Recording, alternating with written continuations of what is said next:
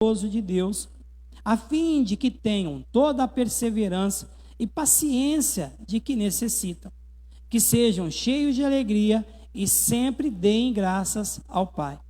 Ele os capacitou para participarem da herança que pertence ao seu povo santo, aqueles que vivem na luz. Ele nos resgatou do poder das trevas e nos trouxe para o reino de seu Filho amado, que nos comprou e que comprou nossa liberdade e perdoou nossos pecados. O Filho é a imagem do Deus invisível e é supremo sobre toda a criação, pois por meio dele todas as coisas foram criadas, tanto nos céus como na terra, todas as coisas que podemos ver e as que não podemos, como os tronos, reinos, governantes e as autoridades do mundo invisível. Tudo foi criado por meio dele e para ele. Ele existia antes de todas as coisas e mantém tudo em harmonia. Ele é a cabeça do corpo, que é a igreja. Ele é o princípio supremo sobre os que ressuscitam dos mortos. Portanto, ele é o primeiro em tudo, pois foi do agrado do Pai que toda a plenitude habitasse no Filho. E, por meio dele, o Pai reconciliou consigo todas as coisas. Por meio do sangue do Filho na cruz, o Pai fez as pazes com todas as coisas, tanto nos céus como na terra. Isso inclui vocês, que antes estavam longe de Deus, eram seus inimigos, deles separados por seus maus pensamentos e ações. Agora, porém, ele os reconciliou consigo por meio da morte do Filho no corpo físico. Como resultado, vocês podem se apresentar diante dele, santos, sem culpa e livre de qualquer acusação. É preciso, porém, que continue a crer nessa verdade e nela permaneçam firmes. Não se afastem da esperança que receberam quando ouviram as boas novas, que foram anunciadas em todo o mundo e que eu, Paulo, fui designado servo para proclamar. Oremos. Deus eterno e santo, mais uma vez nós recorremos a Ti, Senhor, como único Deus, único Senhor, único Salvador, Senhor. Nós colocamos, Senhor, as nossas vidas diante de Ti. Eu coloco a minha vida diante de Ti, porque Tu sabes, ó Deus, que de mim eu não tenho nada, Senhor. Fala, Senhor, através da Tua palavra aos nossos corações. Que a Tua palavra seja nessa noite de consolação, ou de exortação, ou de edificação, mas que o Teu Espírito Santo possa falar em cada coração nesta noite. Assim nós Te pedimos e Te agradecemos, sempre reconhecendo os nossos pecados, fraquezas e falhas, Senhor. Para a honra e glória do Teu nome, Te pedimos, Deus, e Te agradecemos por tudo, Senhor. Amém, irmãos. A última vez que nós estivemos falando dessa carta, nós falamos do poder do Evangelho. Do poder do Evangelho na vida do homem.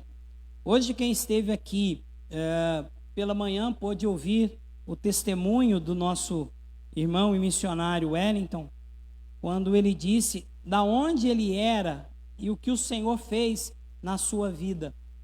Às vezes nós olhamos para a vida de pessoas e nós achamos que é impossível, né? Nós achamos que é impossível, mas para Deus nada é impossível. Deus torna possível todas as coisas.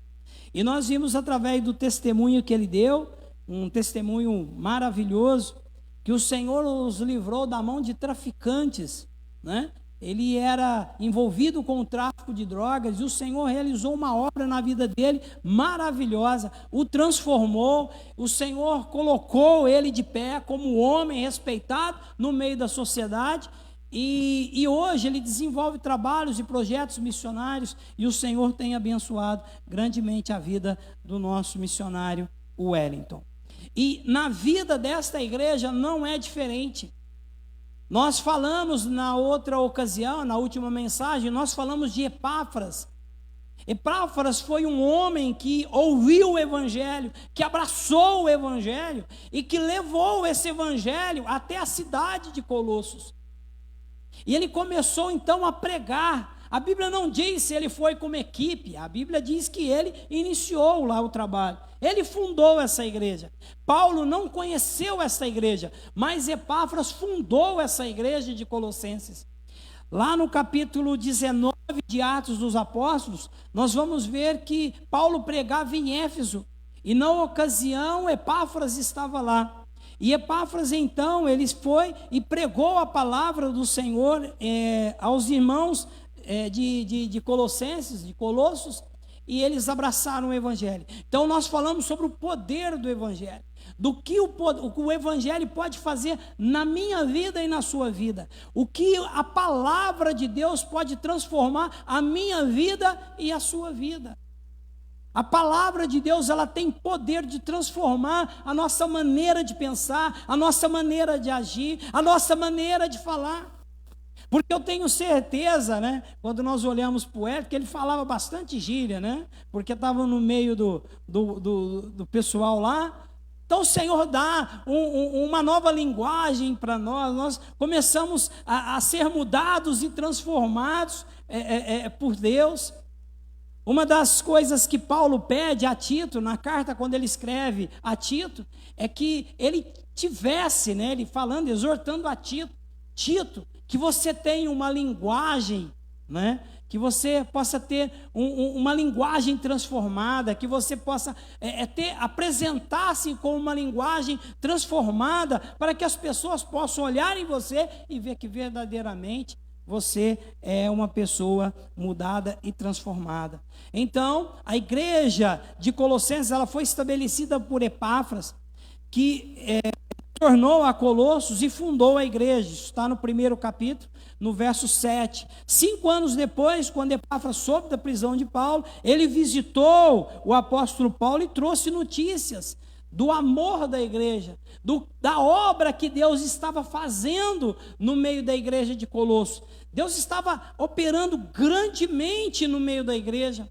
E nós falamos também na última mensagem sobre a questão das qualidades daquele povo. Um povo que era frutífero, um povo que era rico em amor, um povo que era fiel, um povo que vivia em santidade de vida. Coisas difíceis hoje em dia, viver em santidade de vida. Reconhecer que nós somos separados, que o Senhor nos chamou e nos separou. Nós não somos do mundo, nós não envolvemos com o mundo, nós somos pessoas completamente separadas para Deus e por Deus. Amém? Então eles tinham essas qualidades, né? E o apóstolo Paulo então, o Epáfras, ele traz ao apóstolo Paulo o resumo da igreja, né? Aquilo que estava passando na igreja. E obviamente todo o trabalho, ele exige do pastor, da liderança, muito cuidado. Exige muito cuidado. Hoje as heresias estão crescendo dentro das igrejas. E essa igreja não era diferente. Eles abraçaram o evangelho, porém começaram a infiltrar falsos mestres no meio da igreja, tentando apagar a pessoa de Cristo, tentando diminuir a pessoa de Cristo dentro da igreja. Alguns judeus estavam inserindo as leis, os costumes. Sabe aquele negócio? Isso não tem problema não. Isso não tem problema. Tem problema sim. Para aqueles que conhecem a palavra, para aqueles que entendem da palavra e conhecem a palavra, ele não aceita determinadas coisas não, porque ele vai analisar e ele vai ver, não está dentro da palavra. O que o apóstolo Paulo ensina em Tessalonicenses, no capítulo 5, 1 Tessalonicenses, capítulo 5, que nós temos que observar, que nós temos que reter o que é bom, e nós temos que fugir de toda aparência do mal. É isso que a palavra nos ensina. Quando nós observamos e nós olhamos, isso não é para mim. Isso é conhecer a palavra. Isso é conhecer os ensinamentos de Cristo. Isso é reconhecer os ensinamentos dos apóstolos. E essa igreja, então, ela crescia, mas ela teve os seus problemas.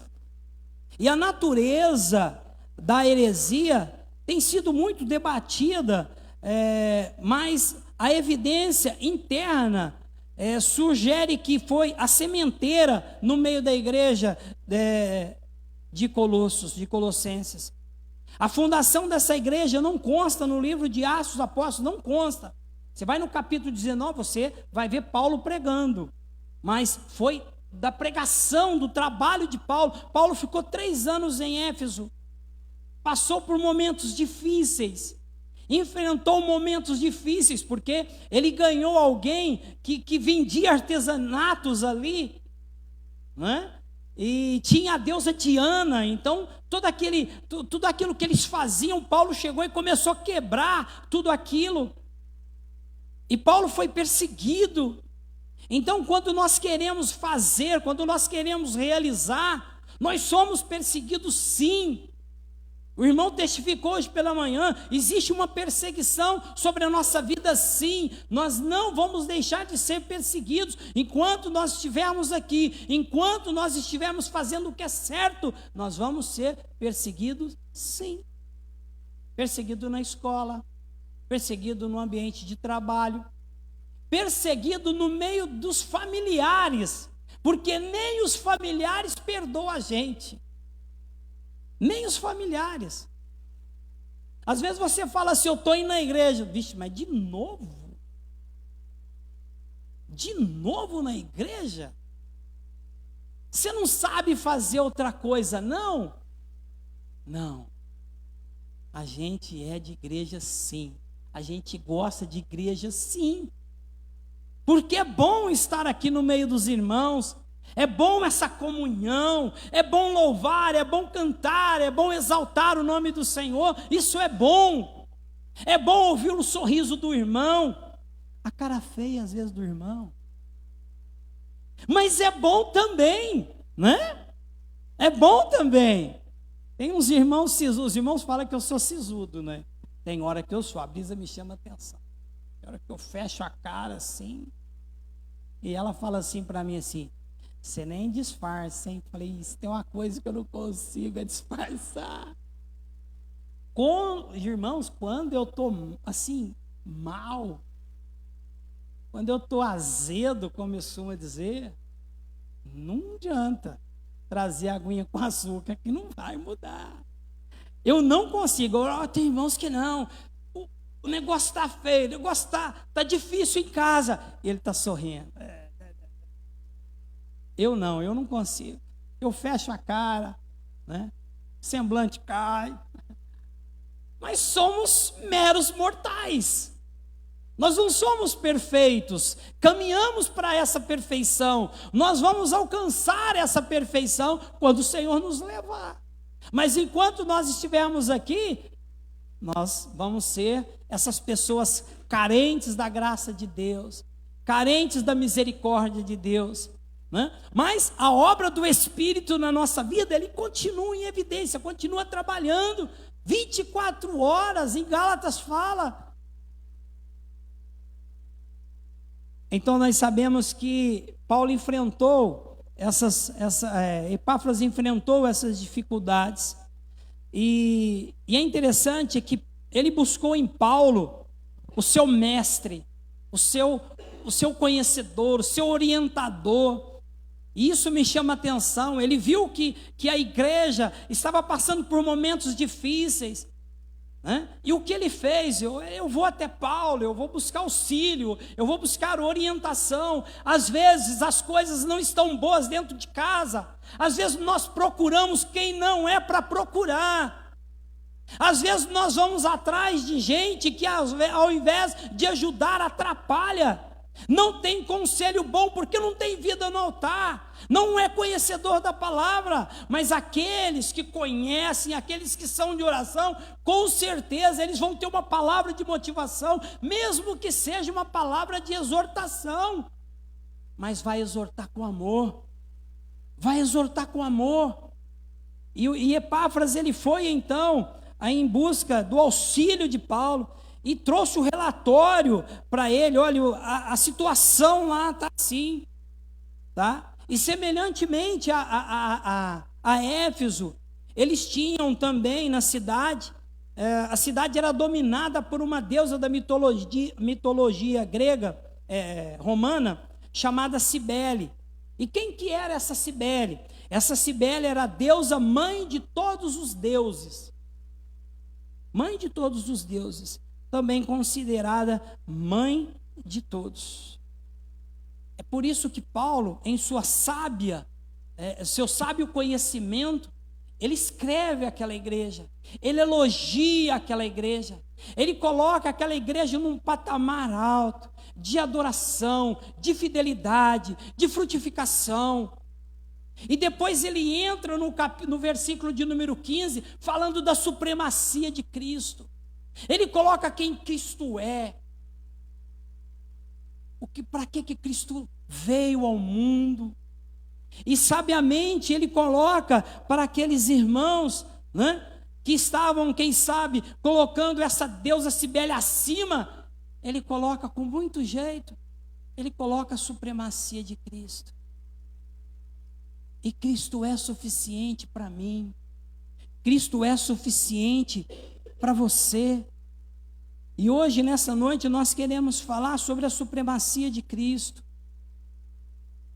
Amém, irmãos? Nós queremos falar sobre a supremacia de Cristo, a centralidade de Cristo e a sua suficiência.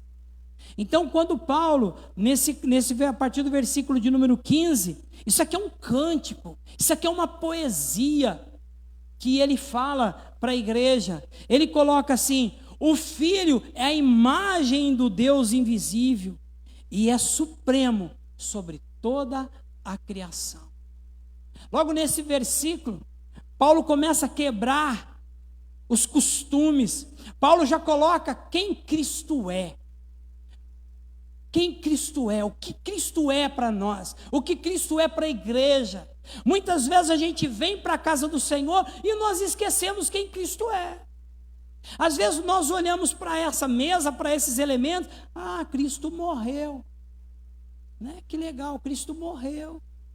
Mas às vezes nós não paramos para pensar que era para nós estarmos no inferno, condenados para o resto da nossa vida, eternamente no inferno. Mas a palavra do Senhor nos diz que o Senhor, Ele pagou o preço por mim e por você. Nós tínhamos uma dívida, e nós sempre vamos falar disso. Era uma dívida impagável. Não tinha como pagar essa dívida. E Cristo foi lá e cravou na cruz do Calvário a cédula da dívida que eu tinha e que você tinha. Então, quando nós olhamos para esses elementos, nós olhamos e dizemos: muito obrigado, Senhor. Muito obrigado, Senhor, porque o Senhor me deu um lugar na eternidade. O Senhor me deu um lugar para viver eternamente com Ele. E nós temos que valorizar isso, nós temos que glorificar ao Senhor por isso. Amém, igreja? Não é simplesmente vir à igreja cantar e glorificar. Não, é muito mais do que isso. É o reconhecimento do que Cristo é, do que Ele é na minha vida e na sua vida.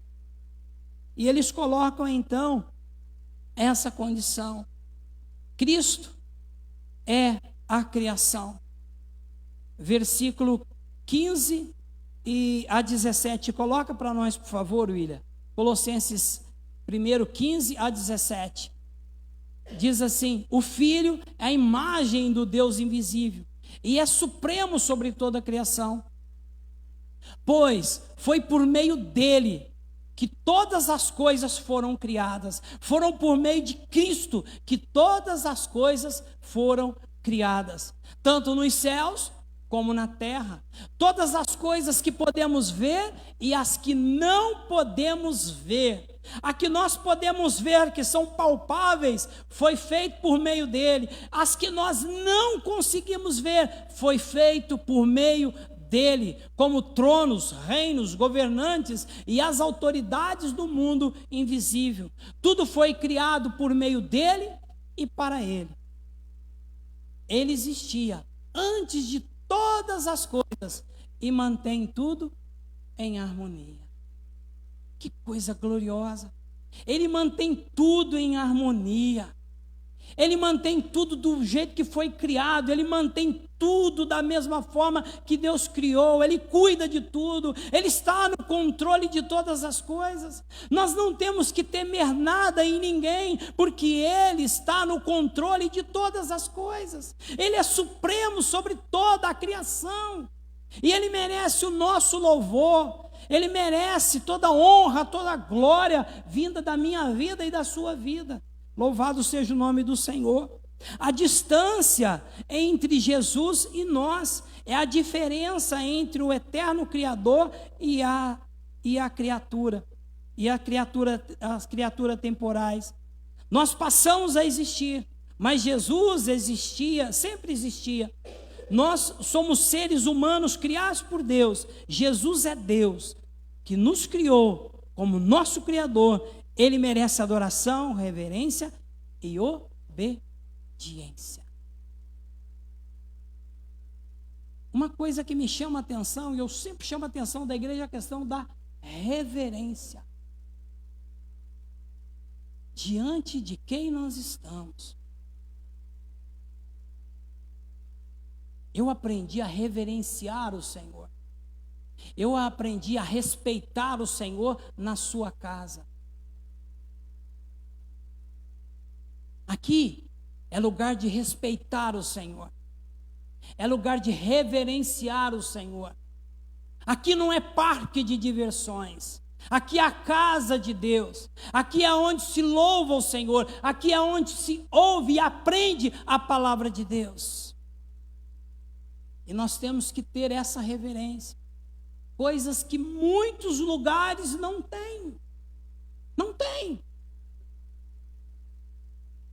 E essa reverência, ela começa na minha vida e na sua vida. A partir do momento que você reconhece Deus como único e suficiente Salvador da tua vida. A prova da existência de Cristo antes da fundação do mundo. Jesus tentou corrigir o entendimento errôneo dos judeus do primeiro século, quando afirmou a sua própria divindade. Ele se identificou como eu sou. E quando ele falava eu sou, os judeus ficavam escandalizados com isso. Quem é esse camarada aí que está se apresentando como o eu sou? Só existia um eu sou. Em João 8, 24, a mesma descrição usada por Deus quando falou com Moisés 1500 anos antes. Êxodo 3, 13 e 14. Para tirar qualquer dúvida sobre o sentido de suas palavras, Jesus fez um contraste com Abraão, que havia morrido 1800 anos antes. Os judeus, não aceitando o ensinamento sobre a sua eternidade, questionaram e rejeitaram suas afirmações. Considere essa divergência começando com a palavra de Jesus. Abraão, vosso pai, alegrou-se ao ver o meu dia, viu-o e regozijou-se. Perguntaram-lhe, pois, os judeus: ainda não tem 50 anos e viste Abraão? Respondeu-lhe Jesus: em verdade, eu vos digo, antes que Abraão existisse, eu sou. Então pegaram pedras para atirarem em Jesus, mas Jesus se ocultou e saiu do templo. Não tentaram matar um louco que acreditava ter nascido 2000 anos antes. Eles tentaram matar um homem que afirmou ser eterno e que se diz divino. Esse é o Deus que nós servimos. Esse é o Deus, ele é suficiente para nós. E quando nós ensinamos a questão da suficiência de Cristo, o que nós aprendemos com isso? Eu não tenho que correr atrás de nada, eu não tenho que ir em busca de nada, visto que eu tenho Cristo como suficiente na minha vida. Para que eu vou correr atrás de outras coisas, sendo que eu tenho Cristo e Ele é suficiente para mim? Muitas pessoas erram, muitas pessoas buscam em tantas outras coisas não reconhecendo a supremacia de Cristo, não reconhecendo a suficiência de Cristo. Quando você busca algo além daquilo que a palavra nos ensina, busca algo além daquilo que as Escrituras nos ensinam e que Cristo nos oferece, você diminui a Cristo. Você diminui a Cristo. A palavra veio e falou, não, mas eu vou ter que ir, porque aquela irmã é uma bênção e ela vai falar. Peraí, mas a palavra já falou com você. Você está diminuindo Cristo.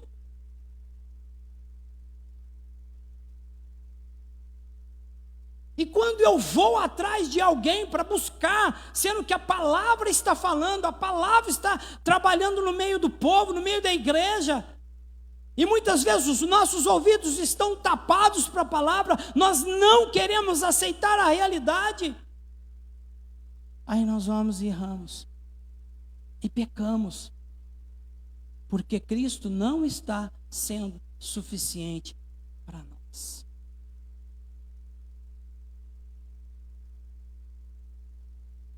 Cristo e o novo nascimento. Põe para mim, William, 18 a 20, por favor. Cristo e o novo nascimento. Ele é a cabeça do corpo, que é a igreja. Ele é o princípio supremo sobre os que ressuscitam dos mortos. Portanto, ele é o primeiro em tudo, pois foi do agrado do Pai que toda a plenitude habitasse no Filho. E por meio dele, o Pai reconciliou consigo todas as coisas. Nós éramos inimigos de Deus.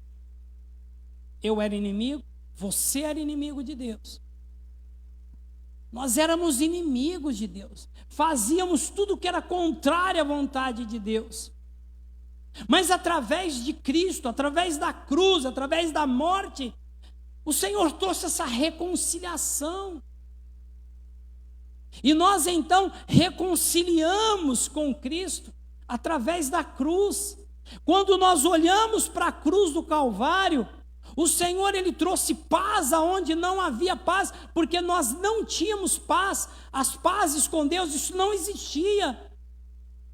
E o Senhor então, Ele reconciliou todas as coisas por meio do sangue do Filho na cruz.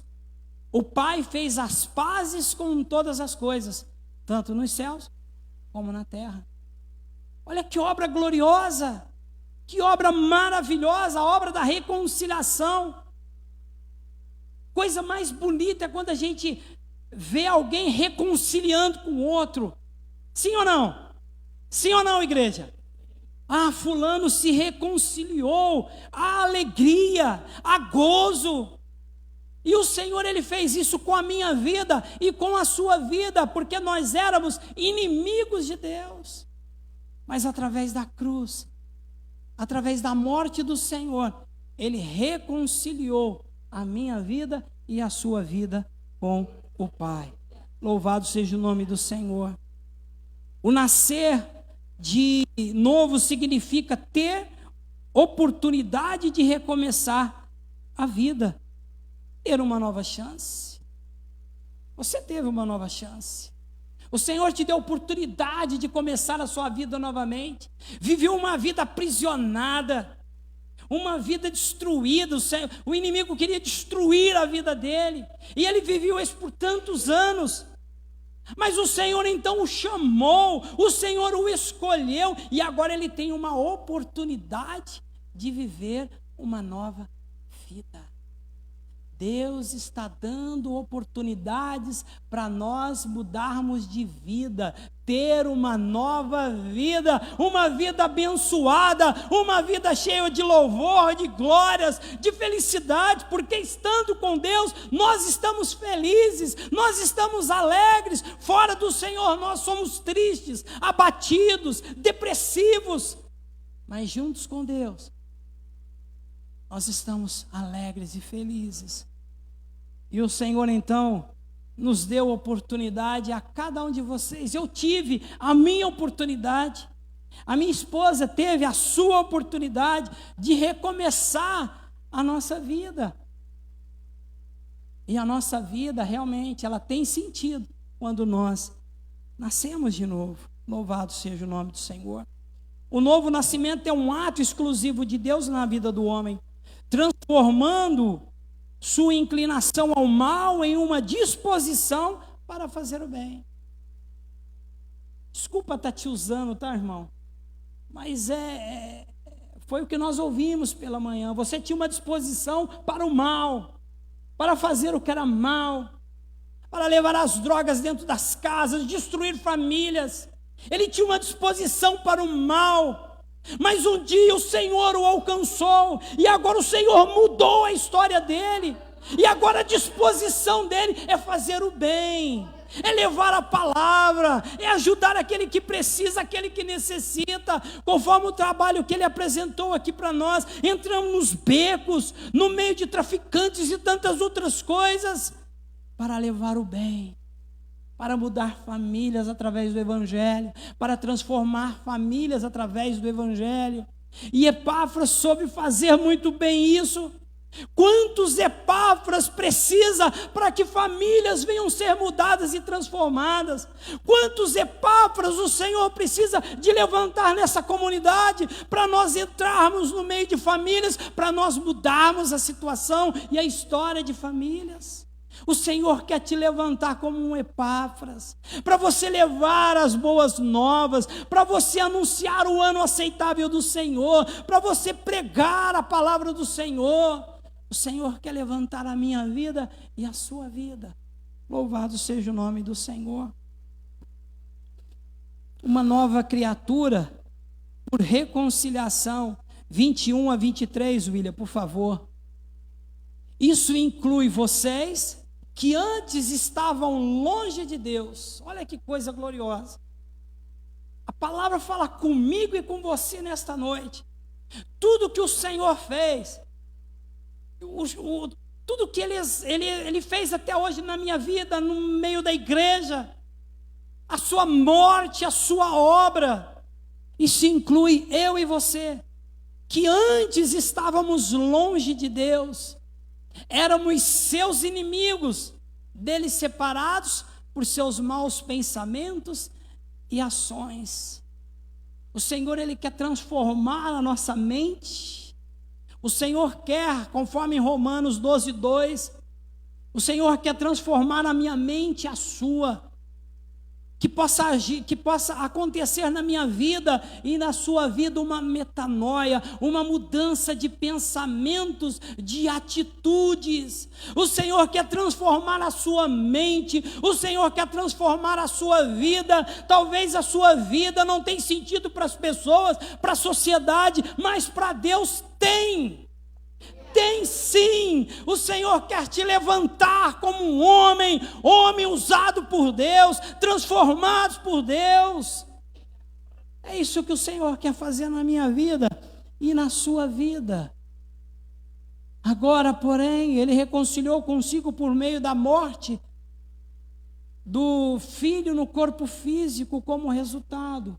Ele teve que morrer, Ele teve que padecer, Ele teve que ser furado com uma lança, Ele teve que ser esbofeteado, Ele teve que ser coroado com uma coroa de espinho, Ele teve que ser pregado na cruz, sofrimento físico, tudo isso tinha que acontecer. Ele era o Cordeiro, Ele era o Cordeiro Santo, Ele tinha que passar por tudo isso. E agora, por conta dessa obra de Cristo, desse sofrimento de Cristo, vocês podem se apresentar diante dele santos. Amém? Santos. Santos. Completamente separados para Deus. Antes a disposição do inimigo, agora a disposição de Deus. Separados por Deus, para a obra de Deus. Louvado seja o nome do Senhor. Sem culpa e livres de qualquer acusação. Quem intentará acusações contra os escolhidos? pois é Deus quem os justifica. Quem pode apontar alguma coisa contra a sua vida? É Deus quem te justifica. Quem pode apontar o dedo e falar alguma coisa para você? É Deus quem te justifica. Louvado seja o nome do Senhor. É preciso, porém, agora ele chama a minha atenção e a sua atenção. Não basta orar a obra do Senhor e achar que é tudo muito bonito, morreu na cruz, enfim, não, ele nos chama a atenção. É preciso, porém, que continuem a crer nessa verdade e nela permaneçam firmes. Não acabou ainda não. A caminhada continua, a luta continua, a perseguição continua, o sofrimento continua, o choro continua.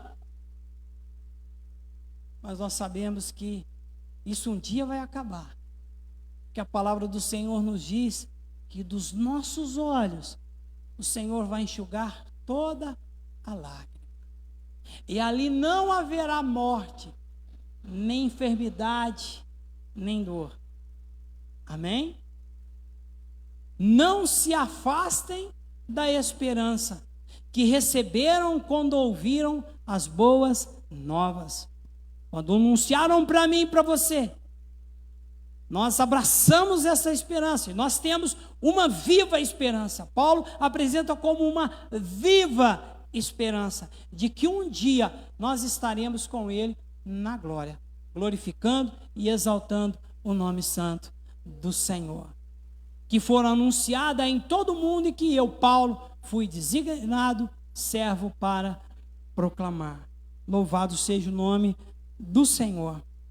A palavra do Senhor nos diz em 2 Coríntios 5,17, aquele que está em Cristo, nova criatura é.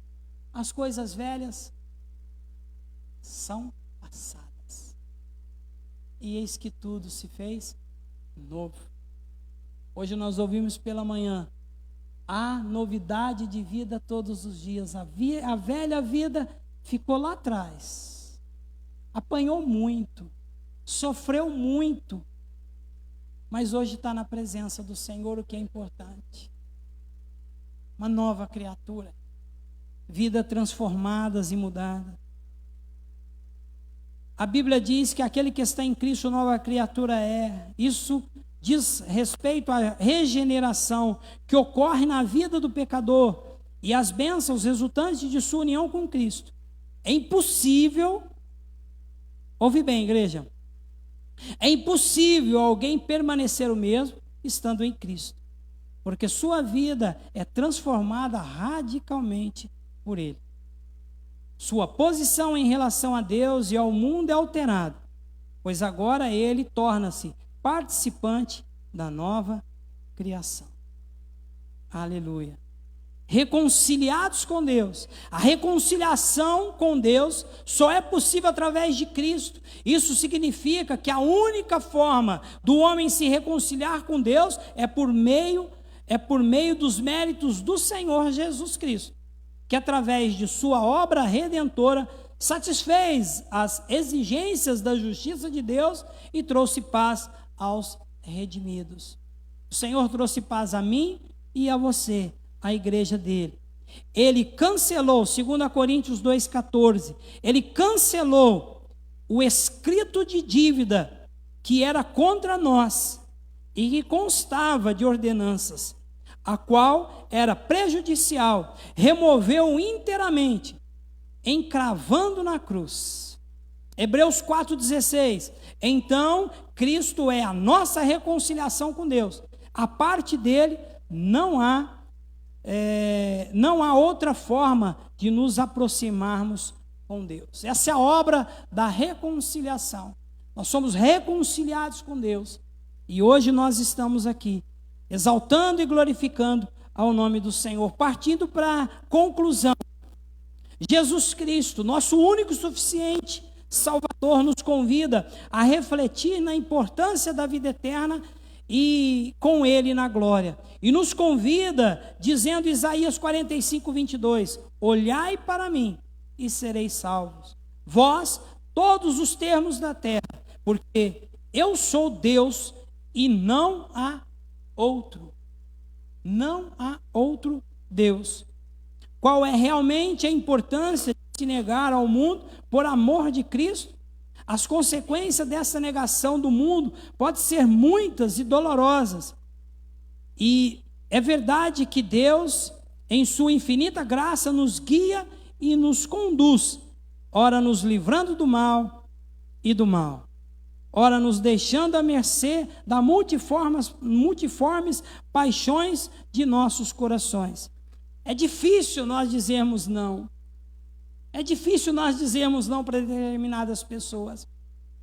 É difícil quando nós recebemos alguns convites e nós falamos, não, muito obrigado.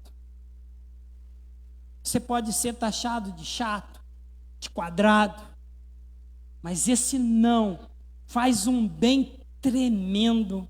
Esse não seu para o mundo faz um bem tremendo. No mundo espiritual isso tem um valor tremendo. Isso significa que a sua vida está cada dia mais e mais sendo santificada.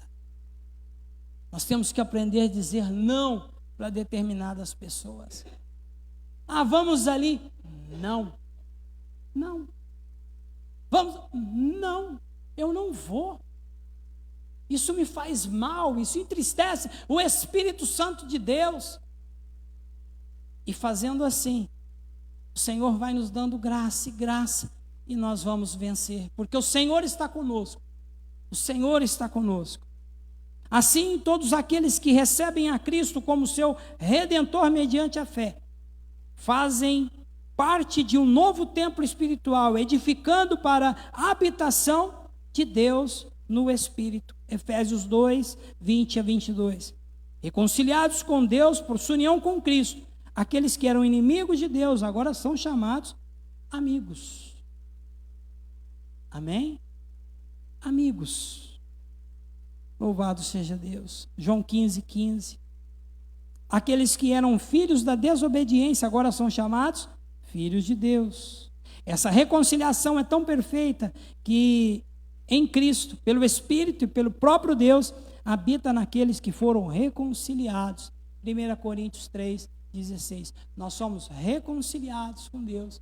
Hoje nós estamos em paz com Deus, porque o Senhor, Ele fez as pazes conosco.